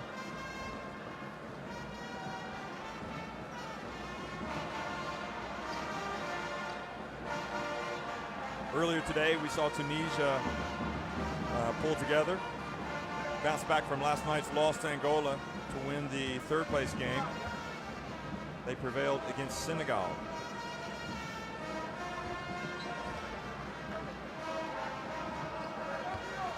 And those two teams also will go to FIBA Olympic qualifying tournaments. Tunisia played at the Olympics in 2012, and they've been great hosts for this AfroBasket. Second one is good. So they need 3 3-pointers. Can they do it? Of course they can. Morais. And goes in and out. And Aguchi makes it. So the Tigers, long suffering, kept off the top of the podium. They are almost there. The question is, will they get it done by today, or will it be tomorrow? How would you evaluate Carlos Moraes' tournament overall, the former AfroBasket MVP 2 years ago? Good, but not great. You know, I think he's played well, but he's a player that probably is better as a finisher than a creator. And he hasn't had a lot of people out there creating shots for him, so he's had to go looking for it himself, and that's hurt him. Well, that's it, folks. Nigeria have finally reached the top of the AfroBasket podium. They have knocked off the real powerhouses in African basketball, Angola, and it was a convincing win, 74-65.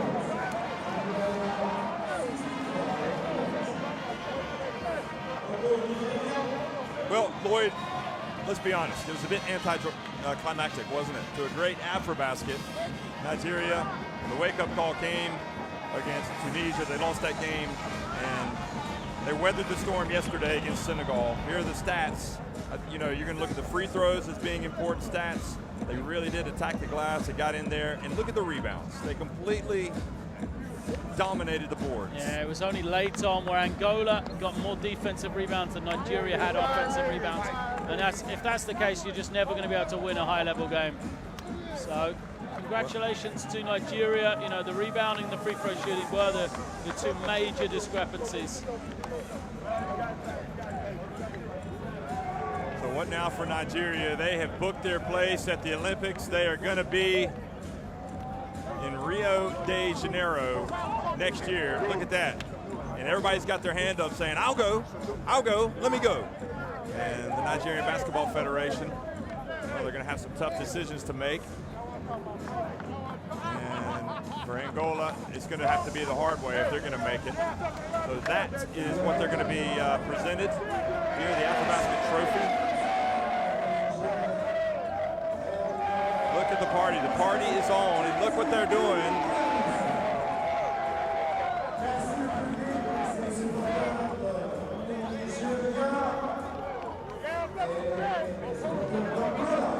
Ike Diogu, they won it. Without him, I would guess he would be in the team next year. And there's the coach, Will Boyd. He was an easy one to pick up there.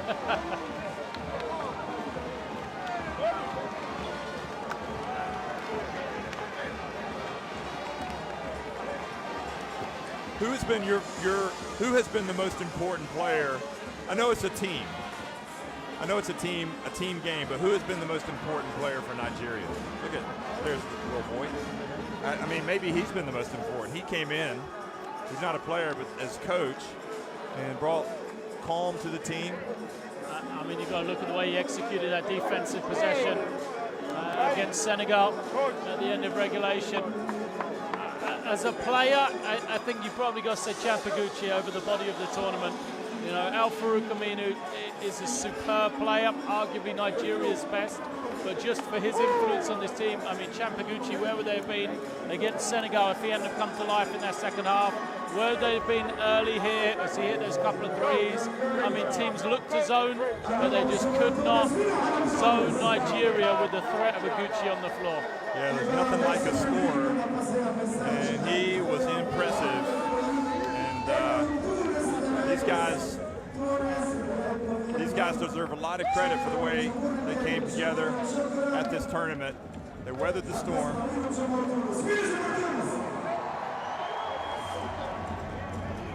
Angola, Braulio Moraes, we saw him cry. That was a tough way for him to lose. You know, he didn't come here. He grew up watching his brother win titles. He wants to win titles. And now he's going to have to wait until 2017. Yannick Barrera, he had a lot of ambition coming in this summer, following his collegiate career.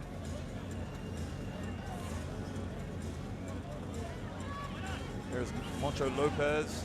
You know, he led Spain into the Olympics in 2003, but then took the decision not to coach them, but instead to accept a job in club coaching, and he now says that's a decision that he regrets. It wasn't the right decision.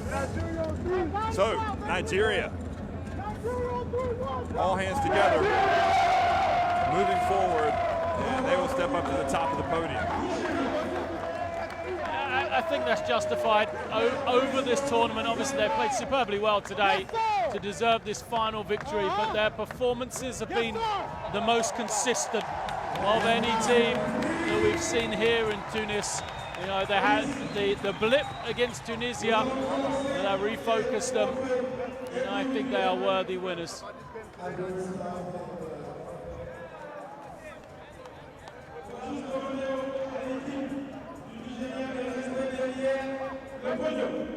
So the Nigerians are signing a basketball to commemorate the occasion, and why not?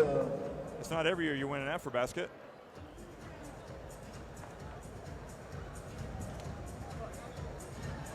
Angola will nevertheless step up to the podium as runners-up, and Tunisia, who won earlier today against Senegal, they also will get on top of the, or they will get up to the podium. So we're preparing for the award ceremony here, which takes place after every game. Tunisia comes out, and they were led by Michael Rolls, 25 points today in their win over Senegal. Look at that. Now it's all about the cameras, the selfies, everything else for the players. So Tunisia will stand behind their podium level. Messieurs, dames, nous allons commencer les récompenses après ce magnifique AfroBasket ici à Tunisie. So thanks all for this great AfroBasket Tunisia 2015. So the announcers thanking Tunisia for staging a wonderful AfroBasket. 16 teams came.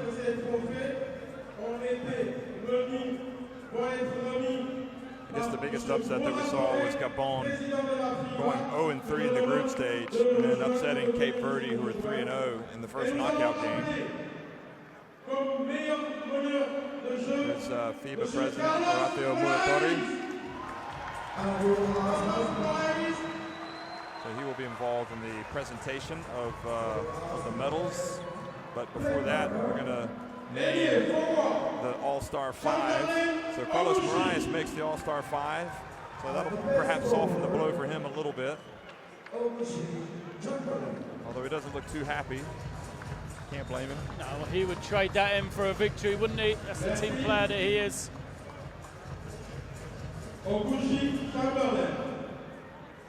Champ Oguchi as well, honored in that All-Star 5, so no surprise there. We were talking about how good he was.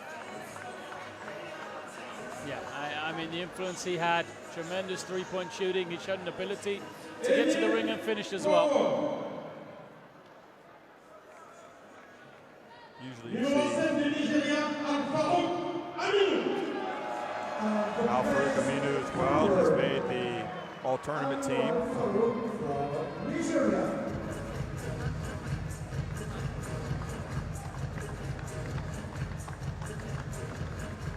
So he's going to receive a Tissot watch. All of these guys get Tissot watches.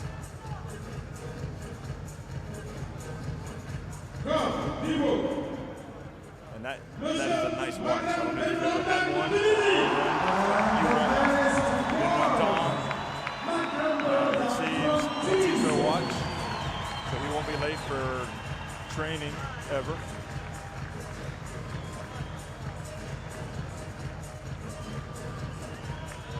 Deuxième pivot, j'appelle Monsieur Gorgui Dieng, numéro 14 du Sénégal. And Gorgui Dieng as well has been named to the all-tournament team. So where's Gorgui? Is he still here? Not really sure. Can anybody find Gorgui Dieng? He's hard to miss if he is still here. Well, Yep, here he comes. here he comes. Better late than never, they say. He's not going to run. Is he wearing flip-flops? He is indeed. So Gorgui Dieng, well, he played a lot of minutes in this tournament. That's an impressive all-star 5, really. Yeah, when you look at it. You would take that 5 against most, wouldn't you? I don't think you have a true point guard. They're looking around because there's no watch to give him. And Gorgui Dieng says, what happened to my watch? They must have put it away. They didn't know if it was coming out. It's like you invite somebody to dinner, they don't show up, so you put the food in the oven to keep it warm. Here he comes. It was worth the wait. There you go. Thanks, Gorgui, for giving us something to talk about. It's been a lot of fun watching you. It's been a lot of fun watching all of those guys. All of them have had memorable moments. Most of them good, the occasional bad. So it's Carlos Moraes, Chamberlain Noguchi, Alfred Camino, Makram Ben Ramdam, and Gorgui Dieng, the all-tournament team, the all-star team here at the AfroBasket. Thank you very much. Ladies and gentlemen,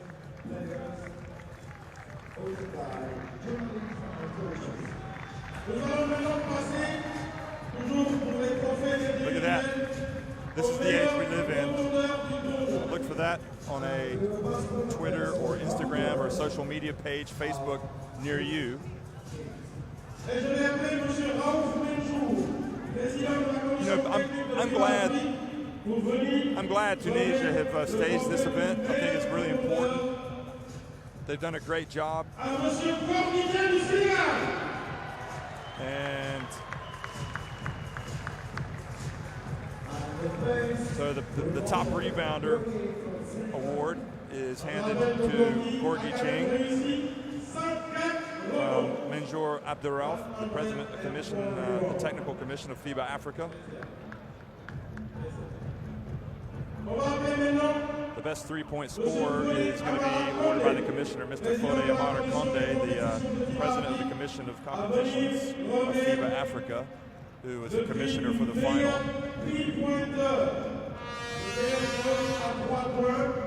The best three-pointer scorer to Mr. Chamberlain Oguchi of Nigeria.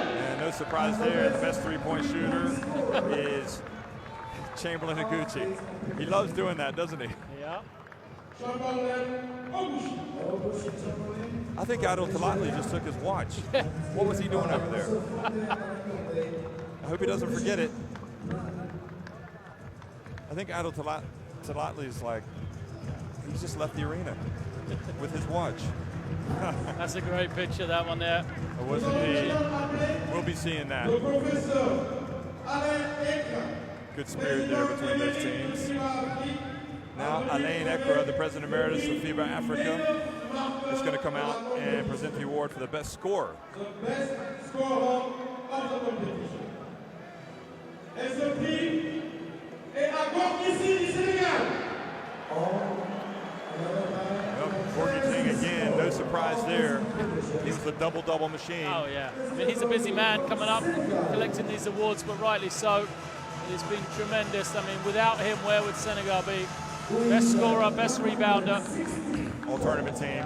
He also, don't forget, he hit that clutch three yesterday to force overtime against Nigeria.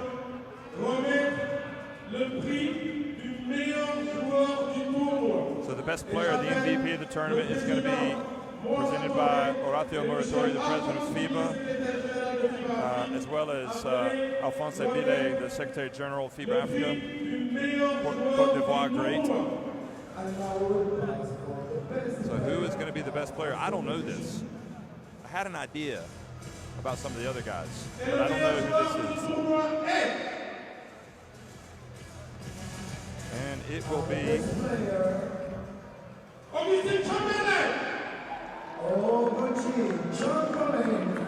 and Chamberlain Oguche has once again had his crowning moment. Is he going to see are we going to see the salute? Does he only do the salute after he makes three-pointers? So what a night for Chamberlain Oguche. He missed the tournament 2 years ago. I think it's safe to say they missed him.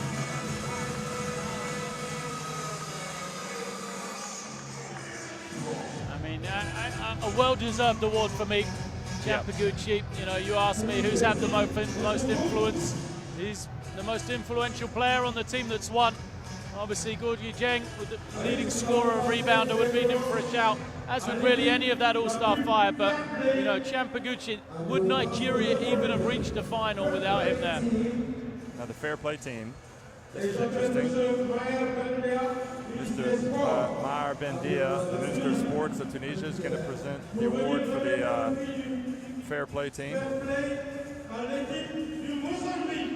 And it's Mozambique. So they're going to come out.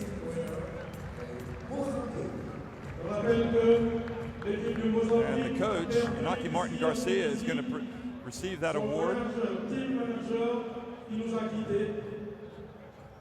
And that's an important award. And obviously they lost João Charinda, the former national team player who was the national team manager here at the AfroBasket. So that was a very sad development of the AfroBasket.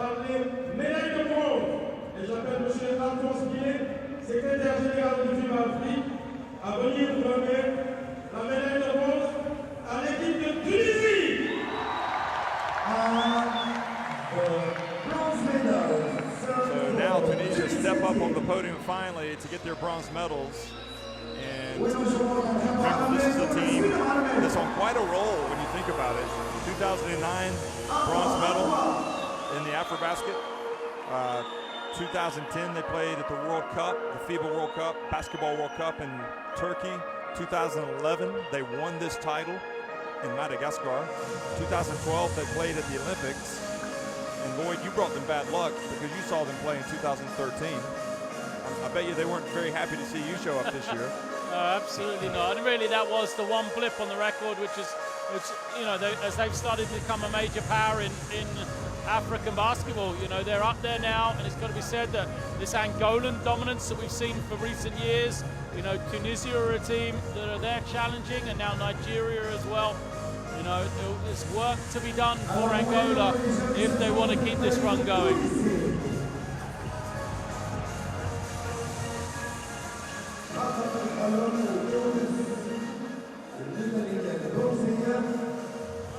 I thought what was really nice today about Tunisia was obviously with Salah Mejri not able to play, that, you know, the guys, the unsung heroes, Salah Mejri and Ben Ramdan usually get, you know, the lion's share of the attention in this team.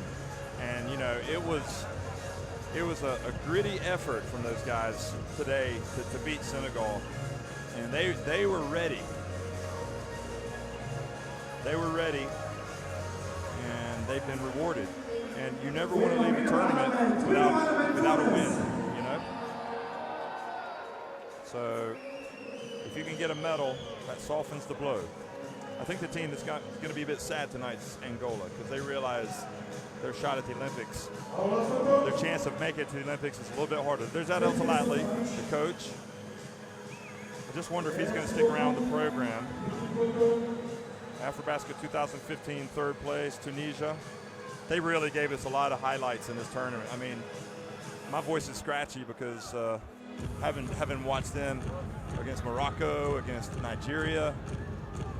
I mean, they made it a spectacle for the fans, didn't they? Every game, more people arrived, and rightly so. You know, they like you say, every game was an adventure with the Tunisians. Salah Mejri as well. You know, for me, he and El Makroud came up with the the plays of the tournament. His block and his teammate coming out and hitting the game, the go-ahead shot. Excuse me, the game time. It was the game time shot against Morocco. Yeah, the winning shot. The winning shot against Morocco to win it at the end. Okay. Yeah. So many games, Floyd. How many have we done? and for Salah Mejri as well, what might have been if Salah Mejri had been fully fit? How would he have performed in that semi-final? Would he have been able to give more of a spark to Tunisia? Angola team.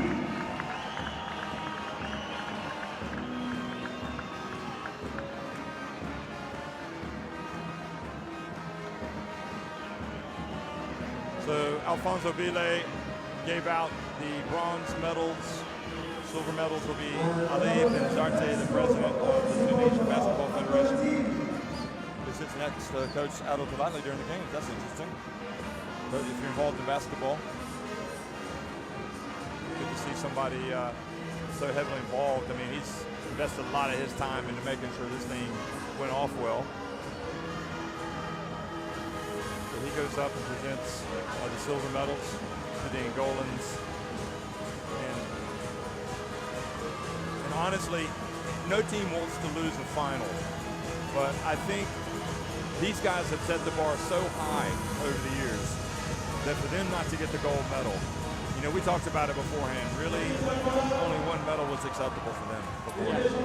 And that's, as you said, the bar has been set so high by these past Angolan teams. Most teams are happy to reach the podium. Most teams are happy to at least make the qualifying tournament in a silver medal. But the faces there of the Angolans, they are disappointed. They are frustrated with that silver.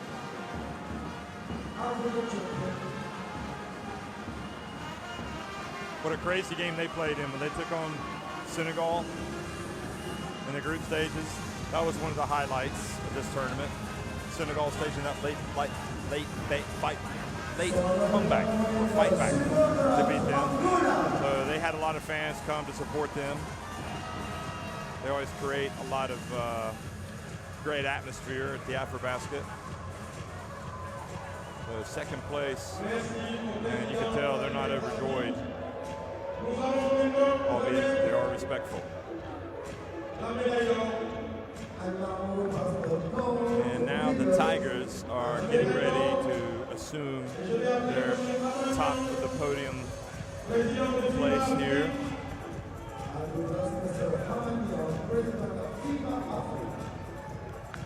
And Mr. Habib Essid, Mr. Hamani Niang, the president of FIBA Africa, will present these awards. So Nigeria step up on the podium.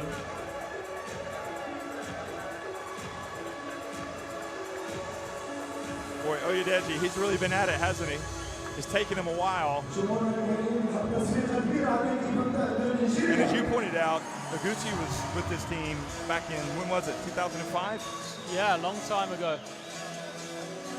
So Nigeria finally get the job done.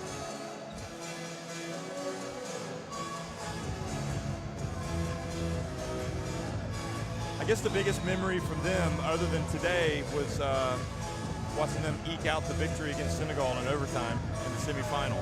I mean, you really did think they'd let their opportunity slip, didn't you? With those 23 seconds to go, Senegalese ball, a tied game, a chance to win and make it to the final. That one defensive possession and what it's meant, to this Nigerian team. That's the difference, isn't it, between going to Rio and not, perhaps. Shane Lawwell there. Look at that. What a great story he is. All of these guys are great stories in their own right. But Shane Lawwell, his career is just going up and up. There's Oyedeji, the veteran.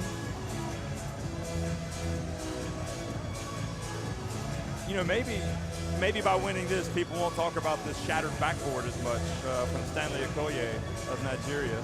That certainly gave us a late night, a late finish. There is Will Voigt in the white shirt. and his trusted assistants. So we're going to have the final look at all the teams up on the podium. Let's hope that these things can support the weight.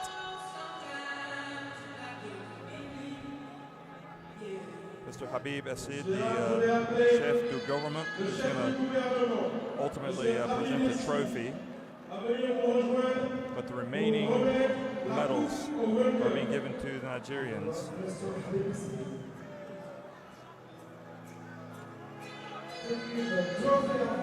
There they are, folks. AfroBasket 2015 champions.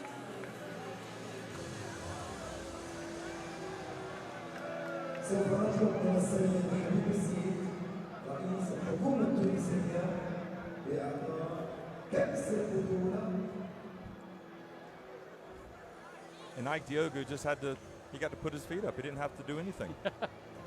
Yeah. You'd have known it was that easy. Without Ike Diogu, Nigeria still able to come through.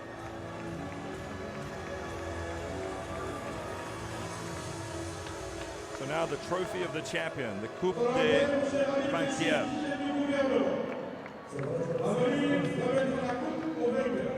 So Oyedeji, Oluminide Oyedeji, there's Habib Assid, the head of government. He will present the trophy.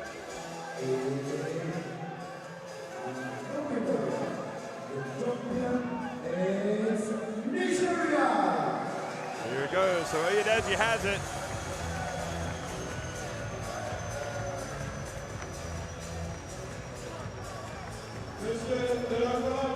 Ike Diogu as well.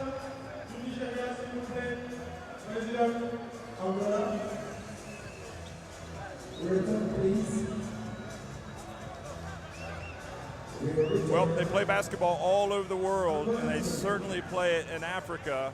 The AfroBasket 2015 is wrapping up here with the medal ceremony. The Nigerians, for the first time in their history, winning the gold medal, beating Angola in the final. And now the national anthem of Nigeria to commemorate the occasion.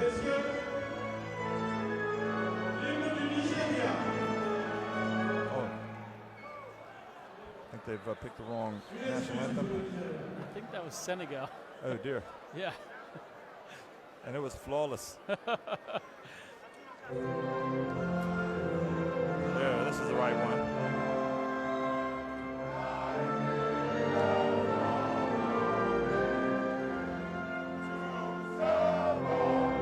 It's good to see those guys sing national anthem.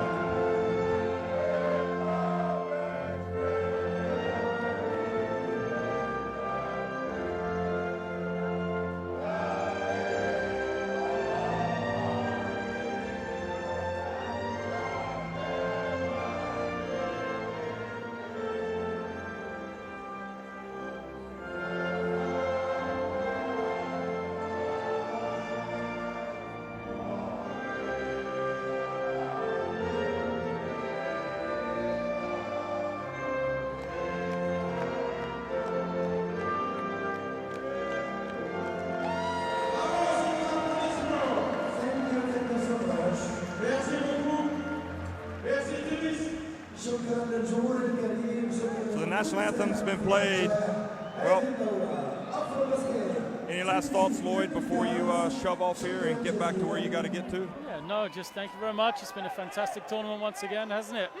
It's been a pleasure to be here, to be watching, and the development of African basketball. Congratulations to Nigeria. As I said, for me, over the whole tournament, the most consistent team and worthy winners. Well, I echo those thoughts, and congratulations to Nigeria. The work that they put in for the summer to get ready for this, the concentration, the late nights for the coaches, the attention to detail, the commitment by the players has paid off for them. Finally, they have made it to the top of the podium at the AfroBasket. So, wonderful tournament as well. A huge thanks to Tunisia for hosting this. It's been a lot of fun. More basketball coming your way this summer. Make sure you find another national team game to watch. Thanks for watching, everybody.